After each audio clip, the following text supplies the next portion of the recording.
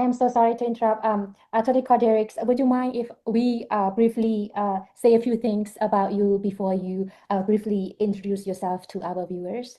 Sure, no problem. Thank you so much. And like Nekru mentioned earlier, it's our honor to have you on our TV. So thank you so much again for agreeing to be with us today. So Attorney Corderics is the Clavic attorney at the Fall River Law Office of South Coastal Counties Legal Services, and they received their Juris Doctorate from the Boston University School of Law and their BS in Criminology and Philosophy from Florida State University. And Attorney Corderics, please share with our viewers a little bit about yourself, especially what you do now in your current position. So currently I am my offices and I work out of the Fall River office. I'm my office's staff attorney that is working specifically and exclusively with victims and survivors of domestic violence, sexual assault, rape, and other crimes. I'm practicing mostly in the housing court and in the probate and family courts in our service area. Wonderful. Thank you so much. And we know that you come to our show today to share about legal name change. So we just want you to share with our viewers about legal name change, especially with the procedure, like the legal name change procedure, step by step, like how they going to get that started.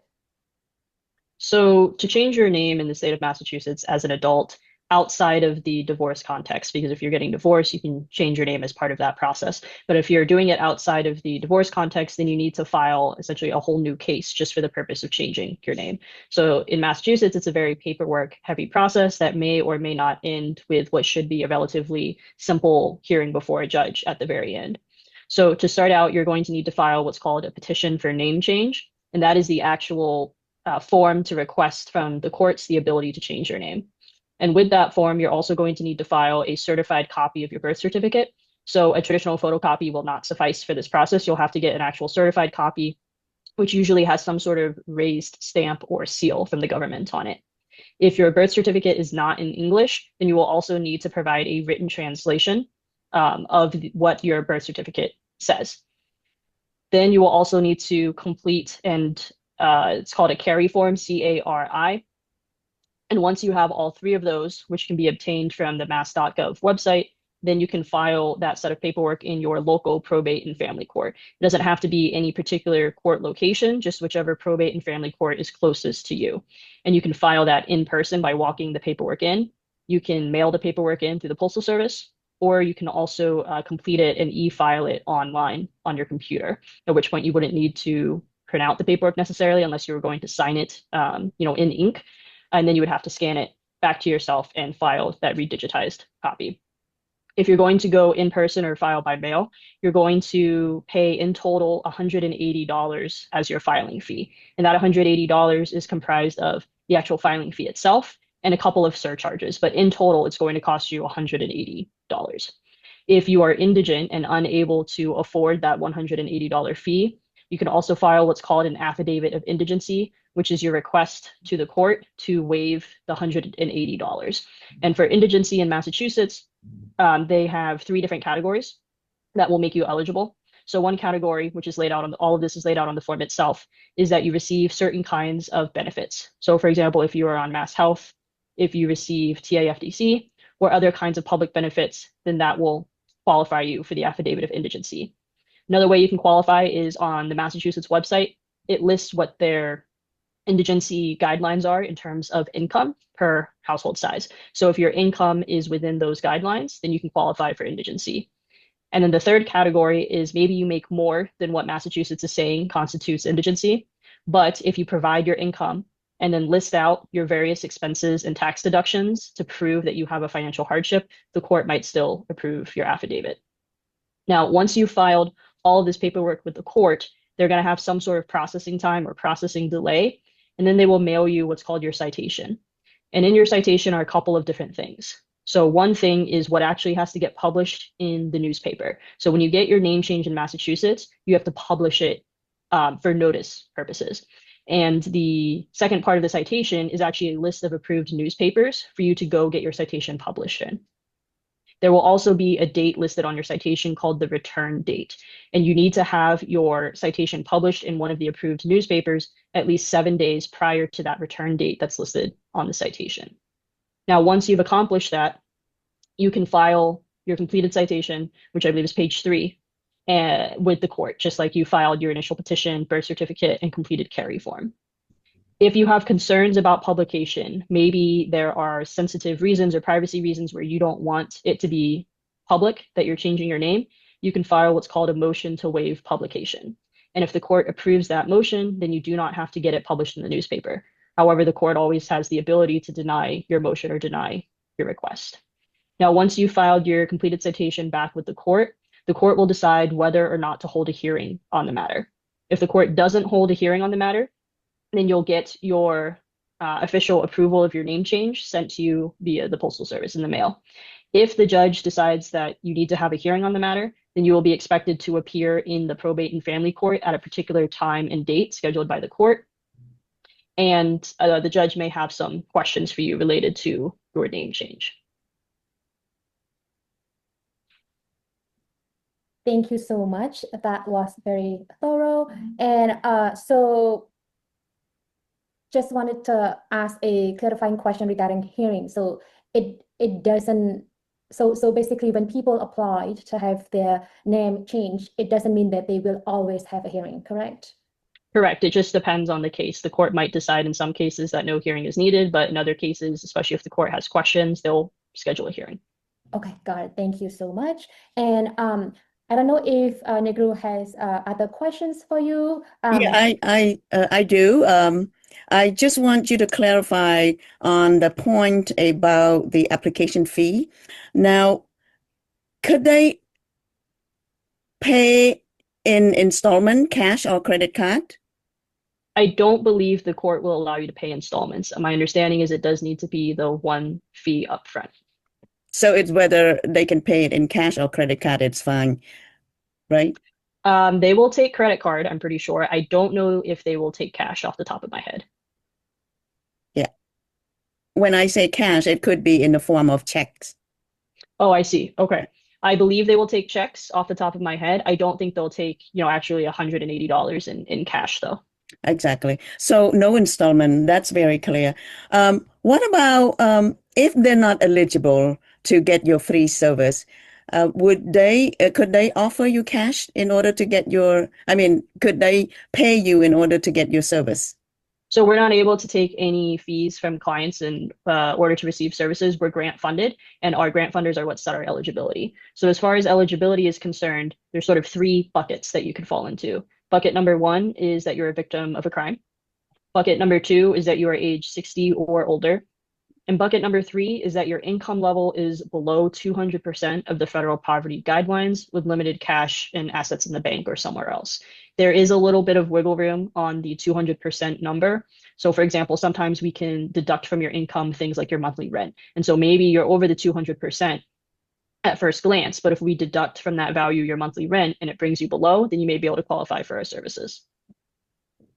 Well, when I heard about the 200%, wouldn't that be difficult to get a free service? Because, 200% below poverty line, it's kind of rare, especially in general community. So if you want me to take a look, I'm happy to pull it up now what the actual number is for various household sizes. But I don't have a sense on the actual data of how many people in our service area fall at 200% of the poverty guideline or below. I can say that we get a lot of intakes from a lot of eligible applicants, and we're not always able to provide services to those applicants based on the number of staff we have available at any particular time. Well, I do have a family who is, she's a head of household and she has 2 kids and her salary is below 90,000 a year. Now, would she be eligible to get your service? So I can't do any eligibility checks right now off the fly. There's a number of questions we ask, not just limited to financial situations, but that is one of our biggest hurdles for clients to have to meet. If people are interested in being assessed for possible services and being told whether or not they're eligible, they should reach out to our intake team. We have an online form at our website, or you can call in to our intake line Monday through Thursday from 9 a.m. to 2 p.m.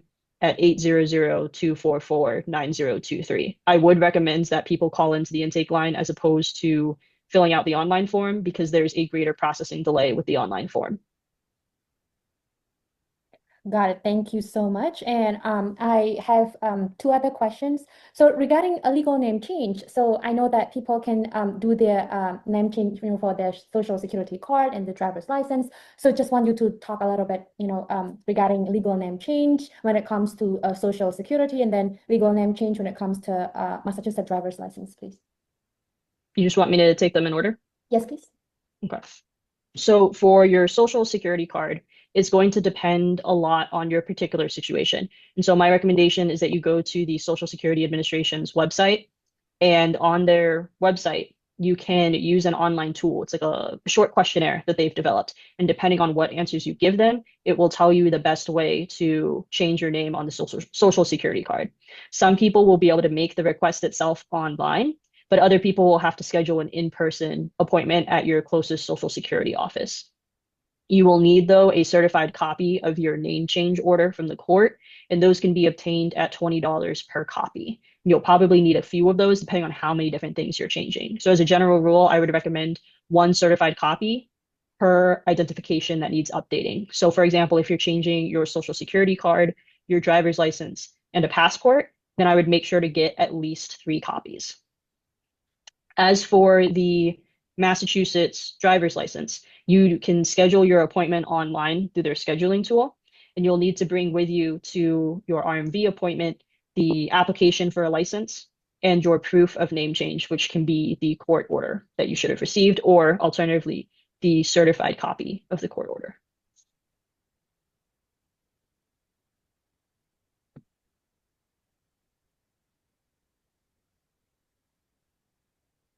Sorry, thank you so much, Attorney Derricks. I was trying to share the Social Security website that you wanted our viewers to go if they are interested in doing legal name change for that. Let me try doing it again. So this is the page, right, Attorney Derricks? Yes, that is the page. If you scroll down a little bit, that's the online tool that you can fill out. If you need assistance and or need any kind of interpretation, then you should be able to call that 1-800 number towards the bottom of the screen, the 1-800-772-1213 number. Thank you. And regarding the name change when it comes to the driver license, Attorney Derricks also shared the page with me, and I'm pulling it up for our viewers right now. This is it, right? Yes, that's it. So basically, they can just navigate the website by themselves, right? Yes, if you keep scrolling down, you'll see a subheading called name change, and that gives you the instructions for how to change your name on your license. Okay, got it. So basically, it's very self-explanatory. So yes. Okay. Got it. And Negru, do you have other questions for Attorney Derricks? Well, I just wanted to express my sincere gratitude for Attorney Derrick coming on our show, because changing name is one of the very important topics in our community, since, as you know, that most of our elderly people, they lack of English language, and they depend on help and extra help from the community leaders, especially the Cambodian Mutual Assistance Association that we have down here in our community. However, not all the time that they could get help. That's why I want to thank Barang for suggesting to bring Attorney Derrick on our show so that we can clarify some of the questions that our community has. And again, I wanted to appreciate my sincere gratitude for you showing up on our show. But I want to give you the stage for your last word, sending to our community who, especially most of us are elderlies and who have limited English language. So please, your last word. So if anyone is looking for legal services, we don't just provide assistance with certain kinds of name changes. We also provide housing assistance, meaning representation in eviction defense primarily, but also termination of benefits like a Section 8 voucher or other housing program. We also have a benefits practice unit that works on issues like Social Security, SSI, SSDI. I believe we provide some assistance with food stamps and other aids that people may be receiving, especially if it's related to appeals or denials or terminations of benefits. And then we also have a dedicated, what we call elder or older adult practice group that is specifically working with people who are age 60 or older on issues unique to that population. And then we have a consumer debt practice group that's very active and also growing at the moment that helps people with various kinds of debt related issues they may be having. Sometimes that's applying for bankruptcy. Sometimes it's dealing with collections or people attempting to collect on medical debt. So our organization provides a lot of services. And so if you are looking for legal assistance, you can reach out to our office. We'll do an assessment with you on the phone to determine your eligibility for our services. And so I always encourage people to go ahead and reach out if they can. Is, worst thing that happens is it turns out you're not eligible, but maybe you are, and then we can provide you with some help. We do have different language abilities in our intake team, and if there's a language that no one on our team speaks, we have access to language line services. And so people should feel free to reach out even if they don't speak English.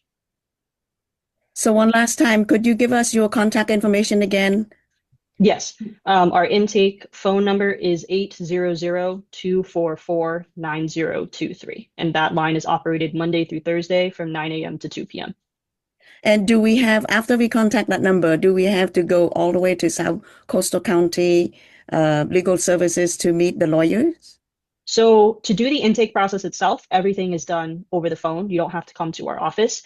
If it turns out we're able to provide you with services, that might require an in-person meeting. However, we are also doing Zoom meetings, phone calls. It really just depends on the specific case and the level of service that we're providing. Otherwise, they have to go all the way to South Coastal County. Depending on their location, yes. So we have an office in Fall River, in New Bedford, Brockton, and Hyannis. So Fall River seems to be the closest one to Lowell, huh? Oh, to Lowell? Yes. It might be the Brockton office is closest to Lowell. Brockton. Yeah. Because Lowell's just north of Boston, right? Exactly. So from Lowell to Brockton, it takes about 30 to 40 minutes drive. But anyway, thank you so much. And please stay tuned for the Khmer language program. And I'm sure Barang will translate it for our viewers, right, Barang? So one more time, thank you so much, Attorney Koderick. And we're looking forward to seeing you again. And of course, on the Khmer program. So please stay tuned and do not log out yet. Thank you so much. Good night. Stay safe. And we hope you come back again sometime. Thank you.